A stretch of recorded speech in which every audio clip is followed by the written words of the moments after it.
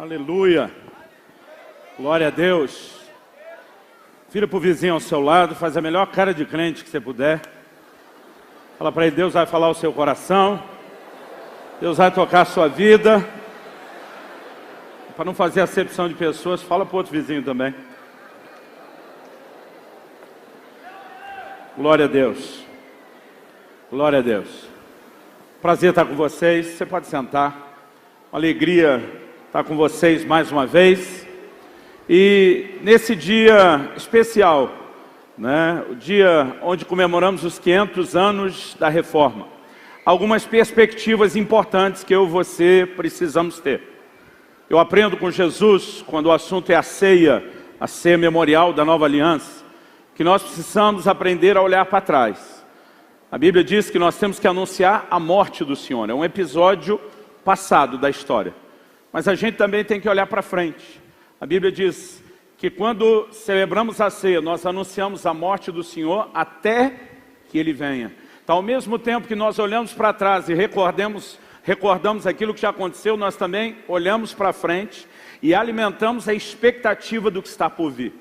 Quando o assunto é reforma, nós não podemos deixar de olhar para trás. Nós temos um legado, há uma história que nos trouxe até esse lugar e não tem como deixar de reconhecer o que aconteceu 500 anos atrás. Mas assim como na ceia, eu quero te convidar a não olhar somente para trás, mas também olhar para frente. Em Atos, no capítulo 3, no versículo 21, o apóstolo Pedro diz a respeito da vinda do Senhor Jesus. Mas ele diz, convém que os céus o contenham, o segurem, até o tempo da restauração de todas as coisas, como falou Deus pela boca dos seus santos servos, os profetas. A Bíblia diz que o tempo do fim, independente da escola teológica, escatológica, da cronologia escatológica que você acredite, um fato bíblico é, os céus estão segurando Jesus para que Ele não volte, sem que primeiro venha a restauração de todas as coisas. E a reforma, embora já tenha 500 anos, ela não foi concluída. Tem muita coisa para ser reformada. A igreja no mundo, e em especial podemos falar a igreja brasileira, ainda precisa de reforma. Nós precisamos não é só de avivamento, nós precisamos de um abibliamento, de uma volta à palavra, de um alinhamento com a palavra. E eu quero te dizer o seguinte, Deus vai continuar trabalhando profundamente uma volta à palavra, a restauração da igreja nos moldes daquilo que nunca deveria ter sido deixado de lado. E nós precisamos sonhar com expectativa. Que a vinda e o regresso do Senhor não é apenas um meio para que eu e você fujamos ou escapamos daqui, mas significa que nós teremos então alcançado o ápice, a plenitude de tudo aquilo que Deus sonhou e de tudo aquilo que Deus planejou.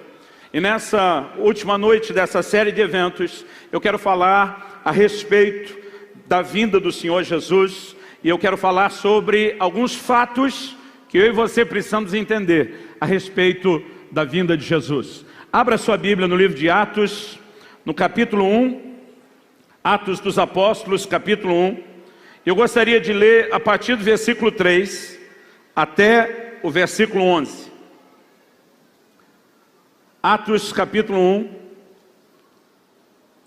a partir do versículo 3 até o 11. O Senhor Jesus permaneceu depois de ressuscitado com os seus apóstolos durante um tempo. E a Bíblia diz assim, a estes também, depois de ter padecido, se apresentou vivo, com muitas provas incontestáveis, aparecendo-lhes durante 40 dias, e falando das coisas concernentes ao reino de Deus. E comendo com eles, determinou-lhes que não se ausentassem de Jerusalém, mas que esperassem a promessa do Pai, a qual disse ele, de mim ouvistes. Porque João, na verdade, batizou com água, mas vós sereis batizados com o Espírito Santo, não muito depois desses dias. Então os que estavam reunidos lhe perguntaram, Senhor, será esse o tempo que restaures o reino a Israel? Respondeu-lhes, não vos compete conhecer os tempos ou épocas que o Pai reservou pela sua exclusiva autoridade, mas recebereis poder ao descer sobre vós o Espírito Santo. E sereis minhas testemunhas, tanto em Jerusalém como em toda a Judéia, Samaria e até os confins da terra. Ditas essas palavras, foi Jesus elevado às alturas à vista deles, e uma nuvem o encobriu dos seus olhos. Estando eles com os olhos fitos nos céus, enquanto Jesus subia, eis que 2 varões vestidos de branco se puseram ao lado deles e lhes disseram: varões galileus, por que estáis olhando para as alturas? Esse Jesus, que dentre vós foi assunto ao céu, virá do modo como vistes subir. Você pode repetir essa frase? Diga comigo: esse Jesus, que dentre vós foi assunto ao céu, virá do modo como vistes subir. A primeira coisa que eu quero chamar a sua atenção é que o Senhor Jesus começa a conversar com os seus apóstolos, falando sobre a importância de testemunhar a respeito do Evangelho, de proclamar o reino de Deus, de estabelecer o reino de Deus, e ele mostra que para isso eles necessitavam do poder do Espírito Santo. Porque nós não vamos estabelecer o reino de Deus nessa terra apenas debaixo do esforço humano, apenas com estratégias humanas, mas com as ferramentas do céu. Mas quando o Senhor começa a falar desse empoderamento do Espírito Santo que levaria aos avanços, eles estão preocupados em fazer uma pergunta. É nesse tempo que restauras o reino a Israel? Havia uma preocupação desde a chegada de Jesus com o reino físico, terreno. Jesus começa a ensinar os seus discípulos: o reino de Deus não vem com aparência exterior, não dirão ele aqui ou ele lá, porque o reino de Deus está dentro de vós. O Senhor Jesus começa a mostrar uma configuração de primeiro estabelecer um reino interior, para depois estabelecer o aspecto exterior do reino. Primeiro ele fala de um reino espiritual, antes de estabelecer o reino físico. Mas agora que eles estão começando a compreender os primeiros fundamentos do reino espiritual, com a morte e a ressurreição de Jesus, eles já estão de novo empolgados com a pergunta: ok, não era antes, mas e agora, depois que o Senhor ressuscitou? É nesse tempo que restauras o reino. Enquanto eles estão preocupados com isso, Jesus diz: olha, não vos compete saber os tempos ou as épocas que o Pai reservou à própria autoridade. Jesus retoma o assunto: mas recebereis poder ao descer sobre vós o Espírito Santo. O que é que Jesus estava dizendo? Vocês não precisam ficar preocupados com quando as coisas acontecerão. Até que chegue a hora delas acontecerem, vocês têm uma missão. Se preocupem em estabelecer o reino de Deus nessa terra. Se preocupem em tocar a vida das pessoas. Se preocupem em fluir em parceria com o Espírito Santo para que o reino de Deus se estabeleça. Jesus não está com isso dizendo que não era importante preocupar-se com as coisas futuras, mas ele está dizendo que elas jamais deveriam tirar o nosso foco de uma missão que nós precisamos realizar primeiro nessa terra. No entanto, esse tipo de coração que questiona o que está por vir, normalmente também não fica sem resposta. Então logo o Senhor foi assunto aos céus. A Bíblia diz que anjos se colocaram ao lado deles, dizendo: ei, da mesma forma como vocês o viram ir. É como se ele estivesse dizendo: guarda essa cena, guarda esse filme, isso que vocês assistiram, porque um dia vai ser como se rebobinasse essa imagem. Do jeito que ele foi, ele volta. Assim como a nuvem o recebeu, ele virá com as nuvens. Assim como eles estavam no Monte das Oliveiras, Zacarias profetizou e disse que ele colocará novamente os seus pés no Monte das Oliveiras. Então eu gostaria de tentar ajudar, a ter a perspectiva correta a respeito da visão da vinda do Senhor. Eu tenho visto crentes que falam tanto da vinda do Senhor, quase como se fosse meramente uma maneira da gente fugir, escapar logo da terra e ir embora. E quando fazemos isso, perdendo o foco da nossa missão aqui, estamos errados. Mas tenho visto gente que, em nome de tentar consertar esse extremo, nos leva para o outro, quase querendo dizer ou insinuar que ninguém tem que falar a respeito de um assunto como esse da vinda do Senhor. A verdade, querido, é que a palavra de Deus, ela tem cerca de 1/4 dela, nós podemos chamar de um conteúdo profético. Então nós não podemos dizer que Deus não queria que a gente tivesse informações ou que a gente não pensasse a respeito daquilo que está por vir. Então nós nem podemos dizer é só isso, esquecer a missão na terra, e nem imaginar que existe uma missão aqui na terra que está desconectada do entendimento de que o desfecho de tudo acontecerá com a volta e com o regresso do Senhor Jesus. Então eu gostaria de, para construir essa visão, trabalhar alguns fatos que eu julgo ser importantes. É lógico que nem o tempo permitiria isso, e também não é o nosso propósito tentar ser exaustivo nesse tipo de conversa. Eu tenho um módulo inteiro na nossa escola online, chamado Escatologia, para aqueles que são mais interessados, curiosos e quiserem, depois você pode ir um pouquinho adiante. De propósito, Eu vou fazer de tudo nessa noite para não tentar deixar você perceber qual é a minha cronologia escatológica. Porque o importante não é a gente acertar a ordem dos eventos finais, é a gente entender o que realmente importa. Aliás, algo que os crentes precisam aprender é conviver com diferenças. Eu gosto de uma frase, John Wesley citava muito, mas ela é atribuída aos morávios, que influenciaram muito John Wesley. Ele dizia, nas coisas essenciais, unidade. Nas não essenciais, liberdade. E em todas as coisas, o amor. Existem assuntos onde nós podemos discordar porque não envolvem doutrinas básicas. Existem coisas que não dá para ter discordância. Então, por exemplo, a reforma uniu muitos grupos que ainda continuam entendendo que os fundamentos são os mesmos. Agora, eu, por exemplo, se colocar todos os meus amigos pastores junto da briga, André, né? Porque são tantas vertentes, não só teológica, mas visão, modelo, forma de trabalhar, e nós podemos conviver com diferença. Às vezes a gente gasta mais tempo discutindo diferenças do que tentando aproveitar, né, aquilo que nos une, que eu gosto de dizer que é muito maior do que aquilo que nos separa. Então, há alguns assuntos que nós precisamos trabalhar e que eu acredito servem para todo mundo. E é com essa perspectiva que eu quero conversar um pouco com vocês essa noite. Fatos bíblicos que já foram claramente revelados, não tem por que ser discutidos. E aqueles que não foram, não deveriam. Outro dia alguém chegou para mim e falou, pastor, na sua opinião, quem são as duas testemunhas do Apocalipse? Falei, respondo com duas palavras. E ele me olhou com a expectativa, falei, não sei. Aí ele falou, eu acho engraçado que esse negócio de achar dá uma liberdade para cada um achar o que quiser mesmo. Eu acho que as duas testemunhas do Apocalipse são Enoque e Elias. Falei, por quê? Falou, não, porque os dois não morreram.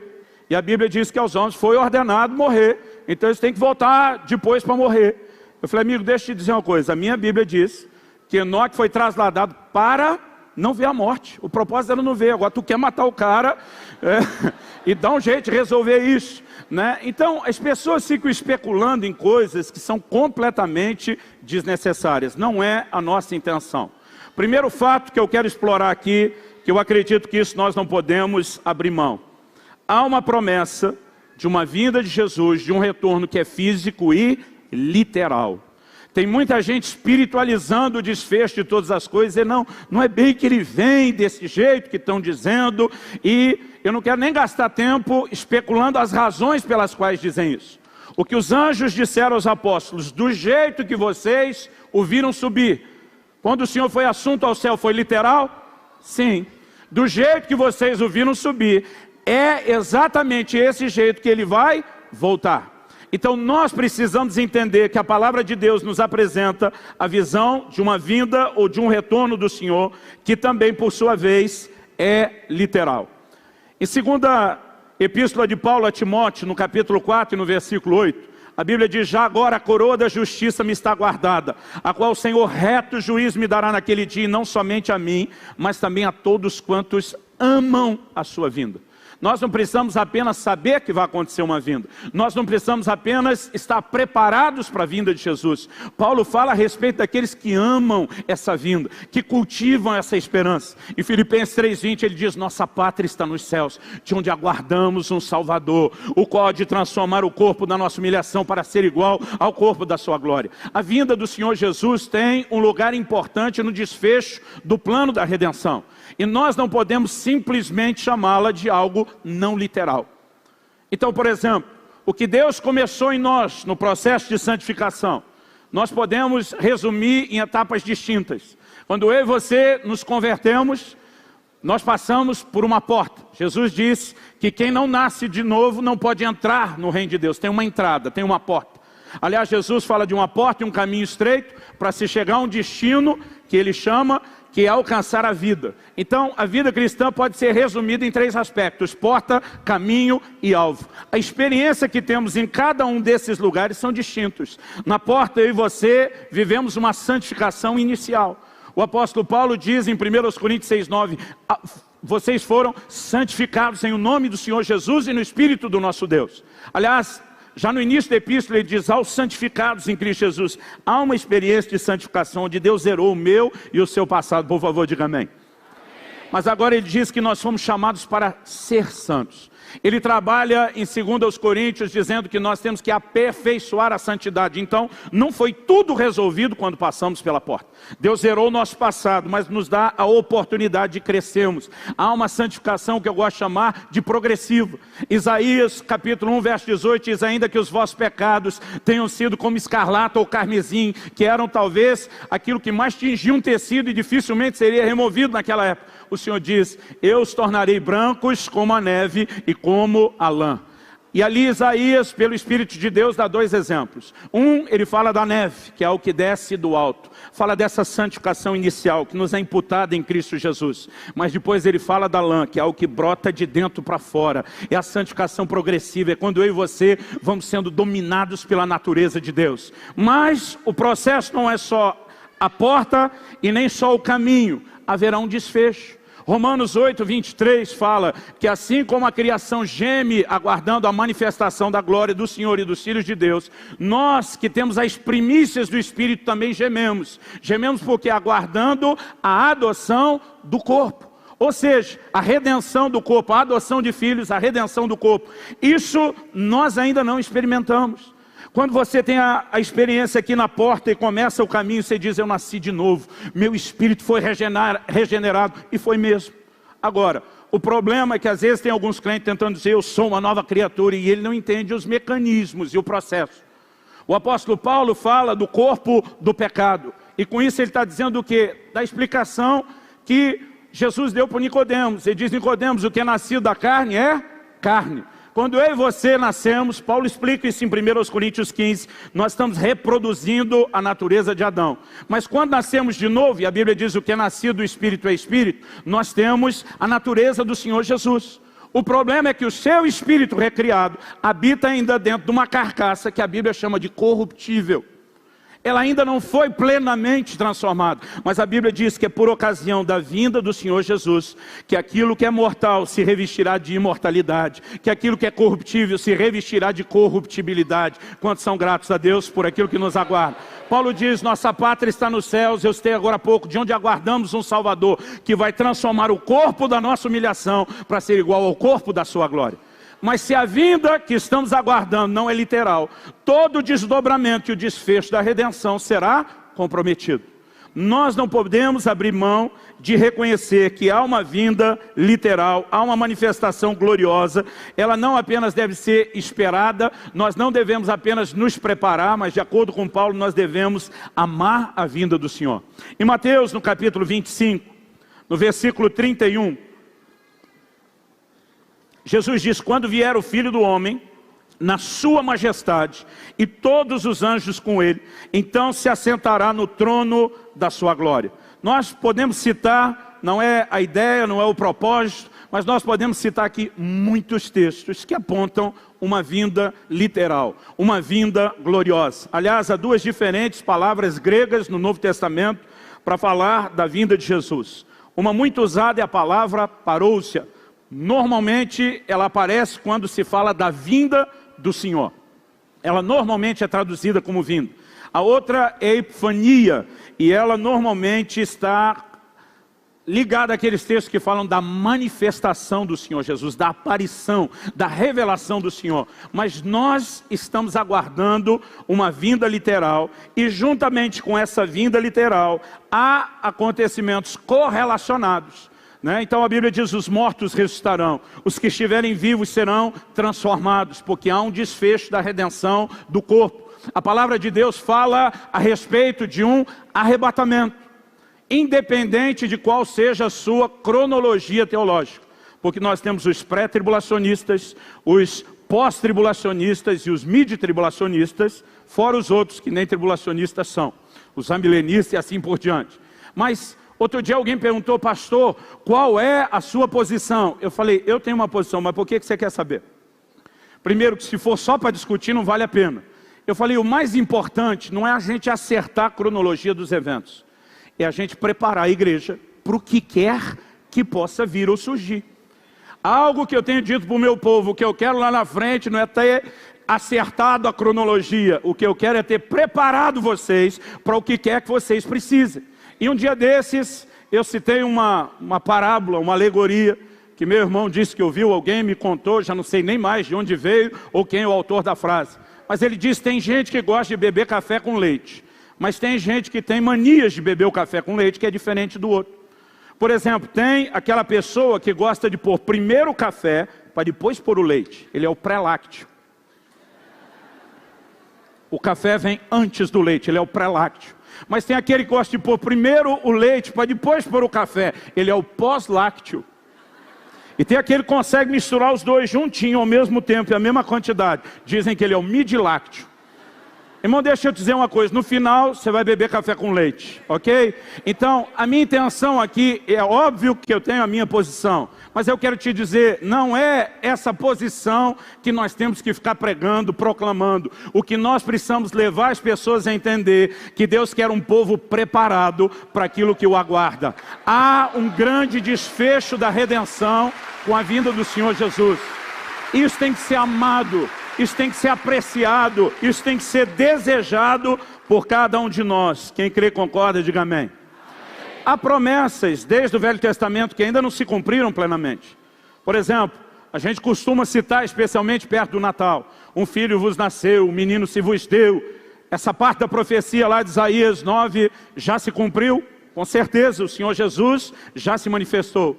Mas no versículo seguinte fala do aumento do seu governo. O governo estará sobre os seus ombros. Diz que ele vai destruir completamente, né, com a guerra, vai estabelecer a paz. Essa parte já se cumpriu? Ainda não. Então nós sabemos, há uma vinda literal. E tudo aquilo que ainda não se cumpriu por ocasião da primeira vinda do Senhor, vai se cumprir por ocasião da segunda vinda. E nós precisamos não apenas nos preparar, repito, nós precisamos amar essa vinda, porque ela envolve o desfecho de um grande e extraordinário projeto de redenção.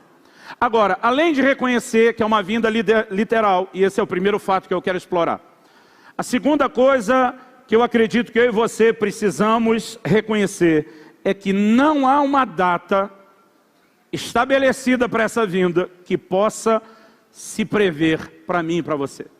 Ah, mas Jesus diz que nós podemos conhecer os tempos e as estações. Ele falou, mas o dia e hora ninguém sabe. E toda hora tem alguém tentando dizer qual é o dia e a hora que ele vai voltar.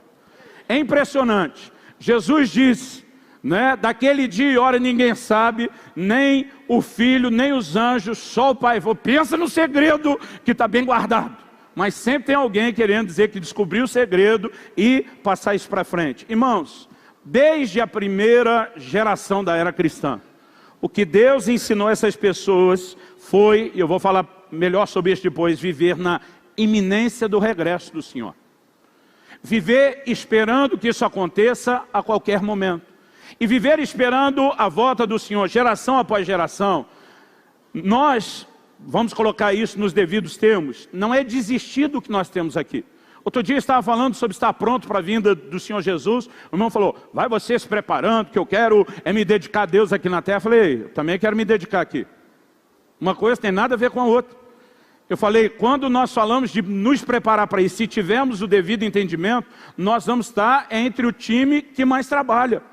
Outro dia eu ouvi alguém declarando, não, tem gente que realmente está preocupado em estabelecer o reino de Deus, está na rua trabalhando. E tem os religiosos que estão no templo esperando Jesus voltar. Irmão, eles podem estar até alegando estar esperando. Mas quem realmente está esperando não tem esse tipo de atitude. O apóstolo Paulo, que dizia, nossa pátria está no céu, de onde aguardamos o Salvador, é o mesmo que diz, eu trabalhei mais do que todos os apóstolos. Quando você realmente entende o que é essa vinda, o que é esse desfecho, é impossível você não corresponder com Deus. Aliás, já comecei por um texto que nos mostra isso. Jesus está dizendo, em vez de entender quando as coisas aconteçam, se ocupem em estabelecer meu reino aqui na terra. Enquanto vocês vão fazendo isso, fiquem de olho que há um desfecho, mas entendo que para que vocês cheguem lá, vocês têm que cumprir uma missão aqui na terra. E eu vou falar daqui a pouco sobre o porquê nós não temos que nos preocupar com data. Mas em primeiro lugar, eu quero que você reconheça, em Atos 1, o texto que nós lemos inicialmente, o Senhor diz, não vos compete saber os tempos ou as épocas. Ele não estava dizendo que os assuntos futuros não são importantes. Ele está dizendo, não se preocupe com a cronologia. Não se preocupe com quando acontece. Então, por exemplo, deixa eu te dar um exemplo do que é se preparar sem se preocupar. Eu não estou apenas preparado para a vinda do Senhor Jesus. Se por acaso o Senhor fosse me recolher para o lar celestial, antes daquilo que eu espero que possa ser o dia, em boa velhice, depois de ter trabalhado muito para Jesus, irmão, deixa eu te dizer uma coisa, eu estou pronto para partir, como disse o apóstolo Paulo, agora mesmo. Isso não significa que eu desisti de viver, isso não significa que eu não tenho planos ou projetos, isso também não significa que eu acordo a cada dia preocupado. Será que é meu último dia? Não. A cada dia eu estou pronto, se tiver que encarar a morte. Mas eu tenho uma agenda de trabalho dizendo, enquanto estou preparado para enfrentar a partida, eu não estou nem um pouco preocupado com isso, porque eu tenho um planejamento de vida a ser realizado nessa terra. Quem está entendendo, diga amém. Agora, se a gente pode pensar isso sobre a morte, por que é que estar pronto para a vinda de Jesus significa só estar preocupado com isso e não fazer nada? Não. Eu e você podemos estar igualmente prontos para o retorno de Cristo, mas olhando para a nossa missão nessa terra e dizer, até que Ele venha, eu tenho uma agenda que Ele mesmo estabeleceu para que eu possa cumprir aqui na terra. Quando Ele diz, não vos compete saber, diz, não se enrosca na data, apenas fique pronto e vá vivendo pronto. Não foi nessa geração, a próxima permanece pronto. Não foi nessa geração, a próxima permanece pronto. Irmão, você não acha que Deus já desde o início poderia dizer, galera, vai demorar? Mas Ele não fez isso. Quer dizer, Pedro ainda deu sinais. Olha, vai chegar o tempo que vão começar a zombar da vinda dele, porque vão dizer que está demorando demais. Mas mesmo naqueles dias, eu acho que nenhum deles tinha noção que nós já teríamos 2000 anos correndo e que essa vinda ainda não teria se concretizado. Até porque se ele diz, galera dos primeiros 2 milênios da igreja, preocupa com isso não. A forma de nós vivemos, como Ele quer que esperamos que vivemos aguardando essa vinda, já teria sido afetado. Mas viver na iminência da vinda do Senhor não significa nem preocupar, nem tampouco tentar estabelecer prazo. Em Mateus 24, 36, nós lemos Jesus falando daquele dia e hora ninguém sabe. Eu mencionei antes o versículo e não dei a referência. Mas ao longo do capítulo 24, por outras 2 ocasiões, o Senhor diz, vigiai, vocês não sabem quando será o momento que Ele vai voltar. Então, eu tenho afirmações claras na palavra de Deus, que mostram que é um assunto que eu e você não precisamos nos preocupar. Quando vai acontecer? Outro dia alguém falou, pastor, eu tenho certeza que vai ser na minha geração. Falei, irmão, eu vivo com essa certeza no sentido de estar pronto. Mas não tem nada que garanta que é essa geração. Falei, aliás, já vi umas 2 antes de mim que diziam a mesma coisa e não foi na geração deles. Agora, outro dia um me falou, não, eu creio que Jesus não volte menos, num prazo inferior ou menor do que 200 anos. Falei, você também tem direito de crer nisso? Não. Porque a Bíblia manda a gente viver na iminência do retorno. Então, nem posso garantir que agora e nem posso garantir que vai demorar. Agora, eu devo viver na expectativa, mas mais do que viver na expectativa, eu quero que você olhe uma declaração em 2 de Pedro, no capítulo 3 e no versículo 12. 2 de Pedro, capítulo 3, versículo 12.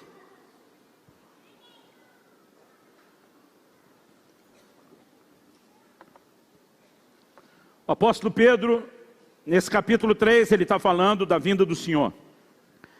E ele diz, no verso 12, esperando e apressando a vinda do dia de Deus, por causa do qual os céus incendiados serão desfeitos e os elementos abrasados se derreterão.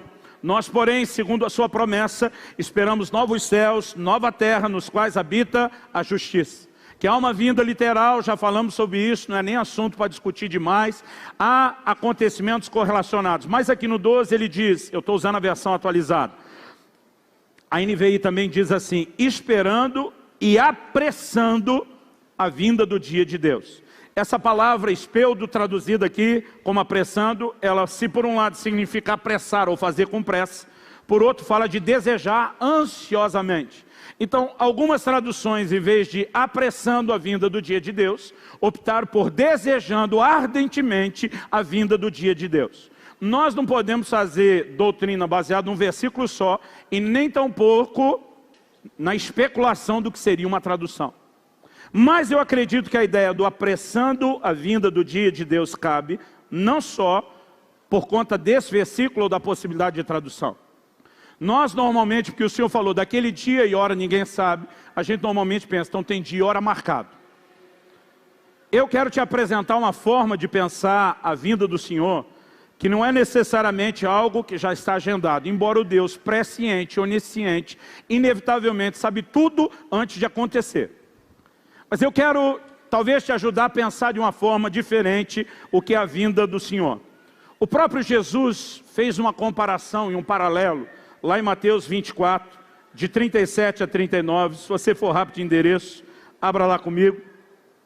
Mateus 24, de 37 a 39.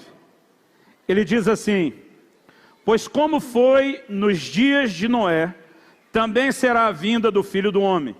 Porquanto assim como nos dias anteriores ao dilúvio comiam e bebiam, casavam e davam-se em casamento, até o dia em que Noé entrou na arca e não perceberam, senão quando veio o dilúvio e os levou a todos, assim será também a vinda do Filho do Homem. Então vamos pegar o paralelo que o próprio Senhor Jesus estabeleceu dos dias de Noé. Havia um tempo pré-determinado ou pré-estabelecido para o dilúvio acontecer? Não. Não, pastor, tinha sim. Deus diz lá em Gênesis 6,3, os dias do homem serão 120 anos. Eu te provo que essa declaração não tem nada a ver com o dilúvio. Até porque a Bíblia diz que Noé teve seus filhos no ano 500 da sua vida. Deus fala com ele sobre a arca depois dos filhos nascer. Nós não sabemos quando, mas é depois do ano 500. E o dilúvio já foi no ano 600. Então, ele não teve nem 100 anos para construir a arca. Então, seus dias serão 120 anos. Não era um prazo para o dilúvio chegar. Do que é que Deus estava falando em Gênesis 3? Quando diz seus dias serão 120 anos. O capítulo 5 termina falando de gente como Matusalém, né, que está no Guinness Book, como o homem que mais viveu na terra. Eu fico imaginando quanta velhinha no último bolo de aniversário ele teve que soprar. Irmãos, não é só Matusalém, Adão viveu 930 anos. A média de vida do homem era altíssima. O Senhor diz, o meu espírito não agirá para sempre no homem, porque é carnal. Seus dias serão 120 anos. Deus baixou a duração da vida do homem para o patamar dos 120. Depois do dilúvio, a vida do homem despenca. E o Moisés, que viveu a medida cheia de 120, a nova marca, ele escreve o Salmo 90 e diz, a vida do homem é 70, quando muito 80 anos, e o que passa disso é hora extra. Quer dizer, canseiro, enfado. Então, se a gente tira esse argumento de que tinha uma data para o dilúvio, eu quero te dizer, não tinha. Quando foi que o dilúvio veio? Quando a arca estava pronta. Irmão, deixa eu te dizer, está na hora da igreja parar de ficar discutindo quando é a data da vinda. E nos concentrarmos em terminar a arca. Porque quando nós terminarmos a nossa missão, as coisas irão acontecer depois. Nós somos parte de uma igreja que está perdendo o foco, discutindo o que não precisa. No dia que o abençoado Noé terminou a arca, o Senhor fecha do lado de fora e diz, vamos começar a resolver as coisas. Há uma tipologia por trás disso, que eu não quero nem explorar, porque eu falei que não ia denunciar o que é que eu penso sobre isso, não hoje, não aqui, não agora. Mas eu e você precisamos entender algo. Querido, deixa eu dizer uma coisa, o anseio pela vinda do Senhor, não deve ser dentro de mim e de você um anseio de uma igreja falida, quebrada, fracassada, que não vê a hora de sair correndo do planeta. Não pode ser essa a nossa perspectiva. Aliás, porque não é assim que Jesus olha para a sua igreja. Em Mateus 21, de 33 até o 45, Jesus conta uma parábola do dono de uma vinha que arrendou a vinha a um grupo de lavradores. A Bíblia diz que ele esperava receber os frutos, mas eles não entregaram. Então ele manda os seus servos cobrar. A Bíblia diz que eles, além de não entregar os frutos, além de não ouvir os servos, espancaram um, apedrejaram o outro, mataram o outro. Aí ele diz, por último ele diz, vou enviar meu filho, talvez a meu filho respeite. Também mataram o filho. Do que Jesus está falando? Em primeiro lugar, na hora de explicar a parábola, lá no final, o próprio texto nos diz que os judeus entenderam que era a respeito deles que Jesus falava. Jesus olha para eles e diz, vos será tirado o reino de Deus. Então a vinha figura o reino de Deus. Se a vinha é o reino de Deus, quem é o dono da vinha? Deus. Quem é o dono do reino de Deus? Deus. Então Deus arrendou o seu reino a um grupo de trabalhadores. Entenderam que era deles que falavam. Está falando com a nação de Israel. Israel não cooperou com o plano e o propósito de Deus. O Senhor começa a enviar os profetas. O que eles fizeram com os profetas? O que Jesus fala quando chorou sobre Jerusalém. Jerusalém que matas e apedrejas os profetas que a ti são enviados. Deus diz, vou enviar meu filho. E Jesus já estava aqui anunciando, prenunciando o que fariam com ele. Queriam matá-lo. João explica isso e diz, veio para o que era seu, mas os seus não o receberam. Mas a todos quantos o receberam. Agora entra um segundo grupo de lavradores, que é a figura da igreja dos gentios. Ele arranca o reino do primeiro grupo e diz, vocês não deram conta, falharam, eu estou arrancando de vocês e vou entregar um outro povo que a seu tempo entregue os frutos. A igreja nasceu debaixo de uma palavra de Jesus, de que ela será vitoriosa, de que ela será bem-sucedida e de que ela vai entregar os frutos. Irmãos, eu não creio numa igreja falida, fracassada, quebrada. Eu creio numa igreja vitoriosa, numa igreja que vai cumprir sua missão, numa igreja que vai estabelecer o reino de Deus na terra. Então, para nós, a vinda do Senhor não é a fuga de quem não cumpriu a missão, é o desfecho, é um momento onde nós vamos poder entregar a Ele os frutos, é um momento onde eu e você vamos poder olhar para Ele com alegria, com gratidão e dizer, foi uma honra servir, foi uma honra viver para o Senhor da melhor forma possível nessa terra. Então, quando você pensa nessa perspectiva, de uma igreja que será vencedora, que tem uma missão, e que a vinda do Senhor está atrelada ao cumprimento da missão, irmão, a gente não tem que discutir quando é o ano, quando é o tempo, nós vivemos pronto, alimentamos a esperança desse dia, amando a vinda, o retorno do Senhor, mas arregaçando as mangas, dizendo, nós vamos ganhar almas, nós vamos cuidar bem delas, nós vamos estabelecer o reino de Deus, e nós vamos mudar essa terra, o tanto que ela puder ser mudada, até que no final da redenção, Ele mude o que nós não podemos mudar. Então, em vez de focar nessa data que se possa prever, a gente deveria apressar. Vamos terminar logo essa arca. Vamos terminar logo essa arca para que o Senhor volte, para que o Senhor regresse. Aliás, o próprio apóstolo Pedro diz na sua segunda epístola, no capítulo 3, que o Senhor ainda não voltou porque Ele é longânimo, Ele quer que muitos se salvem. Gente, se parte do motivo dessa espera dEle é que haja salvação, nós estamos fazendo Ele esperar mais, se nós não estivermos levando salvação como deveríamos. Então nós precisamos ter essa perspectiva correta. Há uma vinda literal? Sim. Há uma data que se possa prever? Não. Mas há uma data que se pode apressar. Vira para o vizinho ao seu lado e fala, vamos ajudá-la a voltar depressa. Irmãos, eu creio que o clamor da igreja primitiva, Maranata, vem Senhor Jesus, não era só a oração clamando que Ele volte, mas era o contínuo lembrete, nós estamos comprometidos com o seu reino até que Ele venha. Nós vamos anunciar a sua morte até que Ele venha. Quem está entendendo, diga amém. Agora, com isso em mente, eu e você deveríamos então compreender a responsabilidade de vivermos na iminência da volta e do retorno do Senhor. Em Apocalipse, no capítulo 22 e no versículo 12, o Senhor Jesus diz, eis que cedo venho, e comigo está a recompensa para dar a cada um segundo as suas obras. O Senhor Jesus diz, eis que cedo venho. Irmão, quando é que Ele falou isso? Lá no começo da igreja. Alguém perguntou, pastor, se eu acho que Jesus foi honesto? Porque parece que Ele ainda não veio assim tão cedo. O que o Senhor queria é que cada geração vivesse na iminência. Pode acontecer a qualquer momento. Não foi hoje, pode ser amanhã. Não foi essa semana, pode ser a próxima. Não foi esse mês, pode ser o próximo. Não foi esse ano, pode ser o próximo.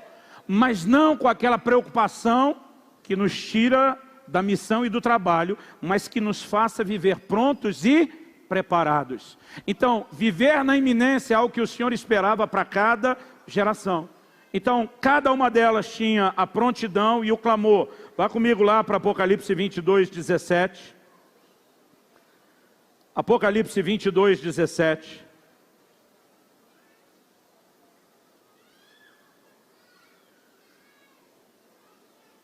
Eu acho interessante que o texto diz o seguinte, o Espírito e a noiva dizem, vem. Aquele que ouve, diga, vem. Aquele que tem sede, venha. E quem quiser, receba de graça da água da vida. Aqui, o texto não está dizendo que é só a noiva dizendo, vem. Outro dia eu vi um pregador fazendo desdém dessa afirmação. Esses crentes que ficam aí clamando, Maranata, vem Jesus, não deve estar bom da cabeça. Eu falei, pera, não são os crentes. É o Espírito que junto com a noiva diz. Nós também não vamos cuspir num clamor que é profético, produzido pelo Espírito Santo. Eu acho que qualquer tentativa que de sair de um extremo indo para o outro fica complicado. Há um mover do Espírito em torno da noiva, da igreja do Senhor, que a leva a orar, que a leva a clamar pelo retorno do Senhor. Mas quando nós estamos orando pelo retorno e pela vinda dele, nós não estamos orando só pela vinda. Nós estamos orando que tudo o que precisa acontecer atrelado a essa vinda, aconteça. Inclusive que a igreja cumpra a sua tarefa, cumpra a sua missão. Mas o Senhor queria que nós vivêssemos nessa expectativa, que nós vivêssemos o tempo todo aguardando, esperando, vivendo de prontidão para aquilo que é de fato uma promessa. Nós não podemos olhar para isso de outra forma. É uma promessa. No versículo 20 de Apocalipse 22, aquele que dá testemunho dessas coisas diz: certamente venho sem demora. Amém. Vem, Senhor Jesus. Essa expressão traduzida, vem, Senhor Jesus, em aramaico era maranata, o maranata. Era, vem, Senhor. Era o clamor da igreja. Era o que levava eles a programar a forma como eles viviam dia a dia. Por um lado, prontidão, espera. Por outro, trabalho, serviço, apressando a vinda do Senhor. Mas a igreja o tempo todo é desafiada a estar pronta. O Senhor Jesus diz: vigiai. Aquele dia vai vir como ladrão. Se o dono da casa soubesse que hora o ladrão viria, estaria de prontidão. Nós temos o tempo todo na Bíblia desafio atrás de desafio, encorajamento atrás de encorajamento, ordem atrás de ordem da parte de Deus, para que a gente ande em vigilância, nessa expectativa. Vamos ver só mais dois textos de Apocalipse sobre essa vigilância. Apocalipse 3:11. Apocalipse capítulo 3, versículo 11. Diz: venho sem demora. Conserva, outra versão diz: guarda o que tens, para que ninguém tome a tua coroa. A expectativa do retorno dele deve me levar a andar em prontidão. Eu vou guardar o que eu tenho, não vou deixar ninguém roubar o que eu tenho. Eu estou me preparando para a vinda dele, eu estou aguardando a vinda dele. Isso significa um padrão de vida cristã atento, vigilante. Olha comigo agora o livro de Apocalipse também, mas vamos agora lá para o capítulo 16. Apocalipse 16, versículo 15. Eis que venho como quem vem o ladrão. Bem-aventurado aquele que vigia. Diga comigo, vigia. O texto diz assim: e guarda as suas vestes para que não ande nu e não se veja a sua vergonha. Irmão, essa coisa de guardar as vestes e não andar nu, é falado sobre a preparação para a morte. Da mesma forma como a Bíblia fala sobre a gente estar pronto para a vinda do Senhor, ela aplica essas coisas em relação à morte. Aliás, se você quiser dar uma olhadinha rápida, lá em 2ª carta de Paulo aos Coríntios, no capítulo 5, no verso 1, ele diz: sabemos que se a nossa casa terrestre desse tabernáculo se desfizer, ele está falando do corpo, temos da parte de Deus um edifício, casa não feita por mãos eterna, nos céus. E por isso, nesse tabernáculo gememos, aspirando por sermos revestidos da nossa habitação celestial. Se todavia fomos encontrados vestidos e não nus. E diz: nós estamos nesse corpo gemendo para que Deus complete a redenção. Não é gemendo para sair correndo daqui. Paulo diz: eu desejo partir e estar com Cristo, que é incomparavelmente melhor. Ele diz: mas por causa de vocês eu decido ficar mais. Eu quero ter mais tempo nessa terra, eu quero ser produtivo. Então, você pode, querido, ansiar profundamente estar com Ele, sem abandonar o seu posto, sem desertar do lugar para o qual Deus te alistou e te convocou. Por favor, diga amém. Mas nós vamos viver em vigilância. 1 Tessalonicenses 5:23. E o vosso espírito, alma e corpo sejam guardados irrepreensíveis para a vinda do Senhor Jesus. A expectativa dessa vinda iminente a qualquer hora. Assim como cada crente não deveria planejar sua morte, mas está pronto para ela a cada dia, deveria nos levar a viver com atenção e com vigilância. Agora, deixa eu dizer algo que me preocupa e eu não quero jogar pedra em ninguém. Mas há um movimento que se espalhou não só no Brasil, no mundo e nos atingiu, que ensina o crente o que fazer se ele não estiver preparado quando Jesus voltar. Agora, gente, vamos pôr a mão na consciência. O tempo todo Jesus diz: vigia. Aí a gente, e não dá nem para dizer que é um jeitinho brasileiro, porque essa doutrina não começou aqui. A gente ensina um outro jeito de você contornar as coisas, se você não tiver feito o que Ele mandou você fazer, que é estar preparado para isso. Se nós não estivermos preparados para enfrentar a morte e a passagem, vai ter jeitinho depois? A reforma já nos ajudou a refutar purgatório e outras conversas que não são bíblicas. Mas nós tentamos criar uma coisa parecida quando o assunto é a vinda do Senhor. Deixa eu te dizer algo que para mim é claro na Bíblia para dissipar essa confusão. Vamos lá para o Evangelho de Mateus, no capítulo 25. Evangelho de Mateus, capítulo 25. E acompanhe comigo a partir do versículo 11. O texto merece depois ser lido ele todo, mas a gente aqui só para finalizar. Mateus 25, a partir do versículo 11. O que nós temos, desde o início do capítulo 25, é o que é chamado a parábola das 10 virgens. Nós temos um grupo delas que estava pronto para a vinda do noivo. E nós temos um grupo que não estava pronto para a vinda do noivo.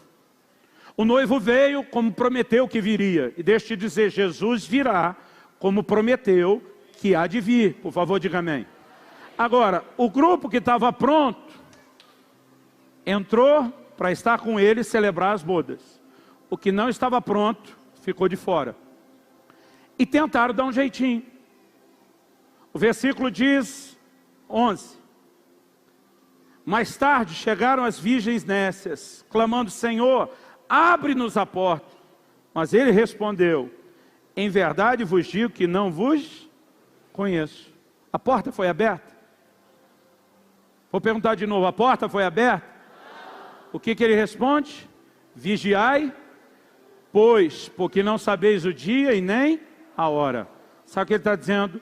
Não espere ter jeitinho, se você não se preparou para esse dia.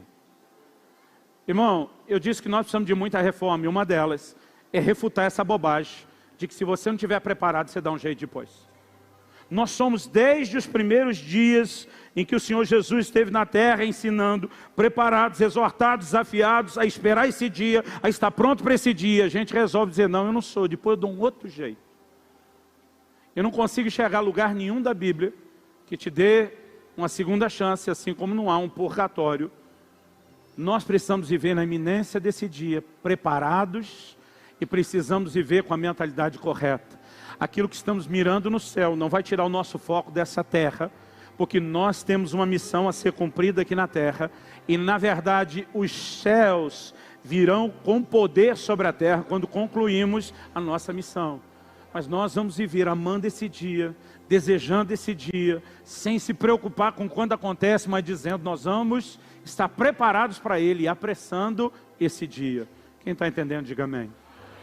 Eu acho que o que nós temos, talvez, de mais importante dentro desse assunto, não é discutir se ele vem antes, no meio, depois da tribulação, se tem ou se não tem. Não vou dizer que essas coisas não são importantes. Eu só acho que alimento sólido é para adulto. Criança pode ficar com leite.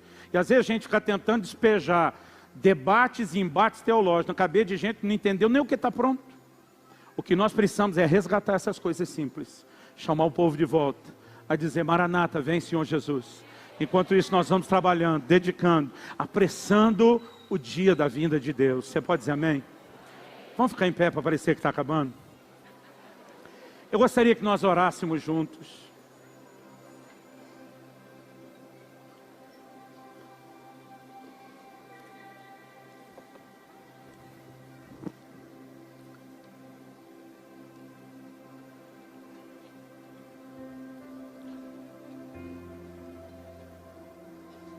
Eu quero que você possa se perguntar, se questionar. Se o Senhor voltasse ainda essa noite, você está pronto para isso? Não só espiritualmente pronto, sabendo que quando Ele retorna, Ele vem trazendo a recompensa daquilo que eu e você fizemos.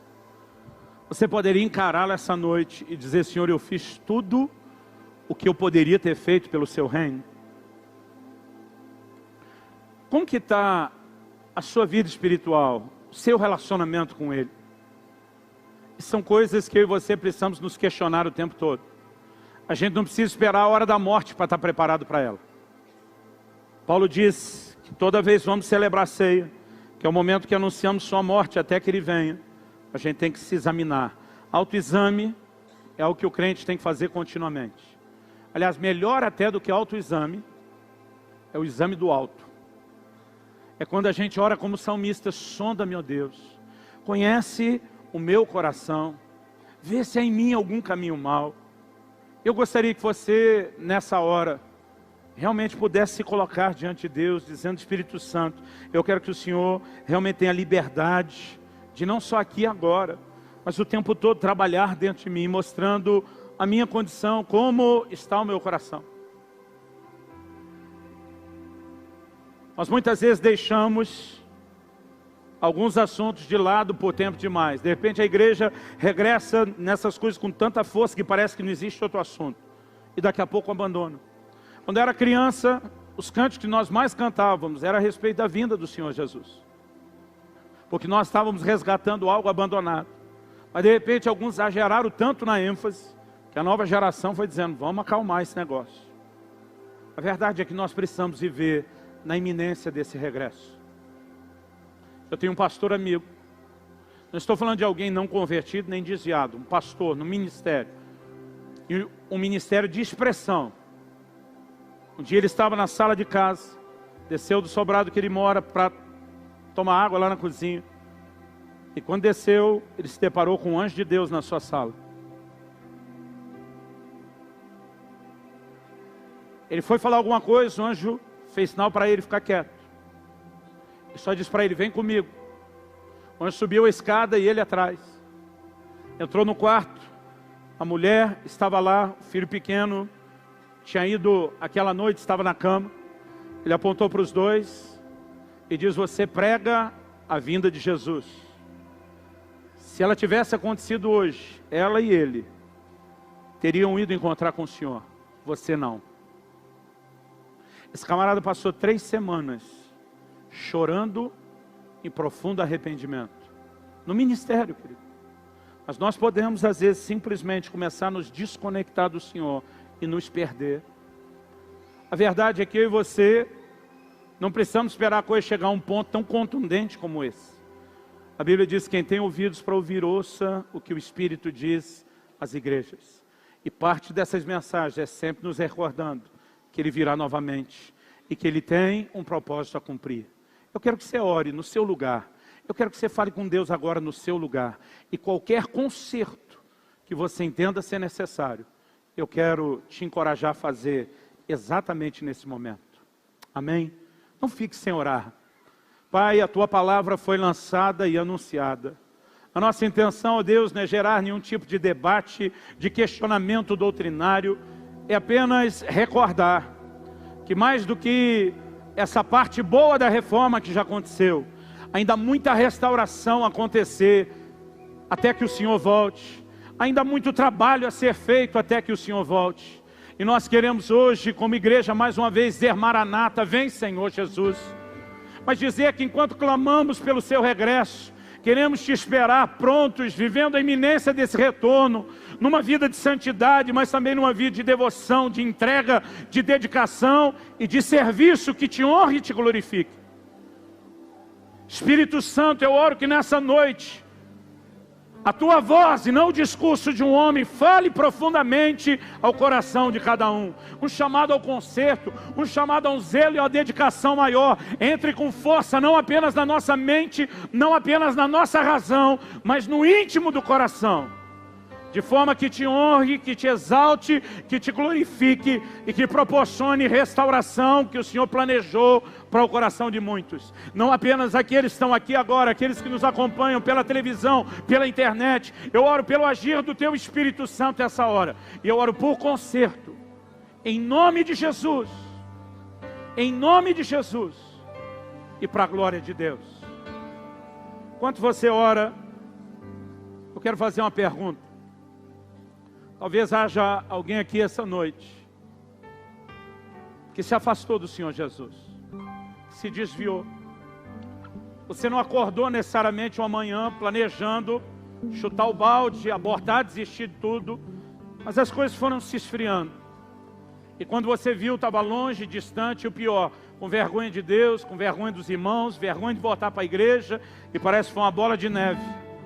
Quando você viu, você estava distante, não só da igreja, mas do Senhor. Mas você não veio aqui hoje por acidente.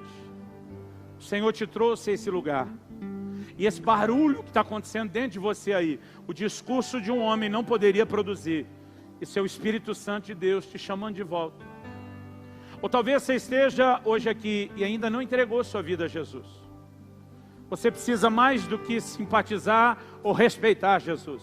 Você precisa se render ao senhorio dele, entregar sua vida a ele, reconhecê-lo como seu Senhor e o seu Salvador.